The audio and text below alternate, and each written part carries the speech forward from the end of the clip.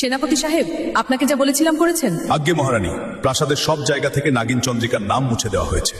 ভালো, কোনো চিহ্ন রাখা যাবে না। যথা আদেশ মহারানী। ক্ষমা করবেন মহারানী, আমরা নাগিন চন্দ্রিকার মূর্তিটি ভাঙতে পারিনি। কি বলছেন? কেন ভাঙতে পারছেন না? মহারানী, এটা একটা অভিশপ্ত মূর্তি।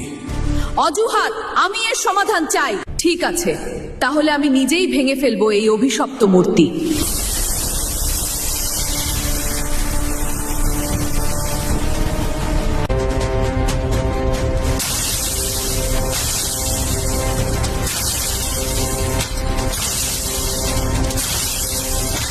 আমি অভিশপ্ত মূর্তি নয়, আমি চন্দ্রিকার আশীর্বাদ।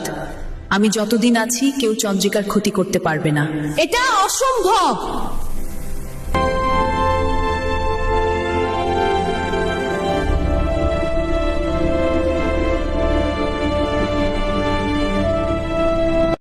চলেন গাড়িতে গিয়ে বসেন। ঠিক আছে।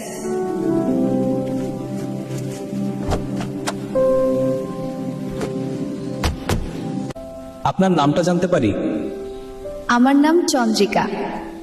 নামটা তো বেশ সুন্দর। আপনার নাম? আমার নাম শাহজাহান। ব্যবসা আছে নিশ্চয়? হ্যাঁ, আমি একজন ডক্টর। মনের ডাক্তার নয় তো? বলেন আপনাকে কোথায় পৌঁছে দিব?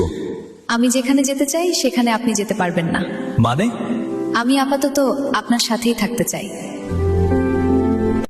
এটা আমার নিজস্ব প্রতিষ্ঠান।